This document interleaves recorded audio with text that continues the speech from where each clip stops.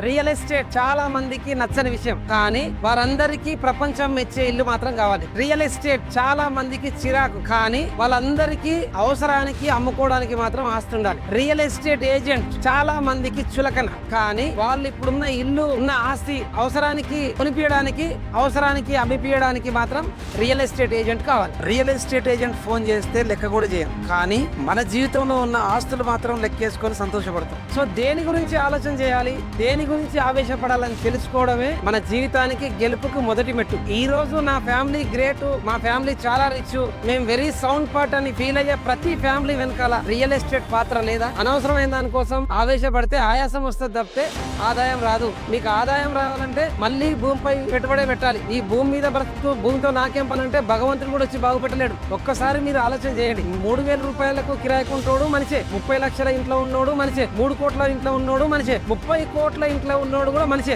So వీళ్ళందరూ మనుషులు సమానం అన్నప్పుడు విలువ కూడా సమానం ఉండాలిగా. ఎందుకంటే 30 కోట్ల ఇంట్లో ఉండే వాళ్ళు భవిష్యత్తుని దృష్టిలో పెట్టుకొని ముందే భూమిని నమ్మి ఇన్వెస్ట్ చేసిరు కనుక ఆ భూమి విలువ పెరిగింది కనుక ఆ మనిషి విలువ పెరిగింది. మనుషులందరూ సమానమే. మీరు విలువల కోసం లెక్క చేయడం కోసం పరితపించకండి, బాధేయపడకండి. మీరు ప్లాట్ కొనుక్కోండి, ఖచ్చితంగా మీ విలువ పెరుగుతుంది. నాకు రియల్ లైఫ్ లో స్టేటస్ లేదు, నన్ను ఎవరు లెక్క చేస్తలేరని బాధపడే కంటే భూమిని నమ్ముకొని రియల్ ఎస్టేట్ నమ్ముకొని ఇన్వెస్ట్ చేయండి.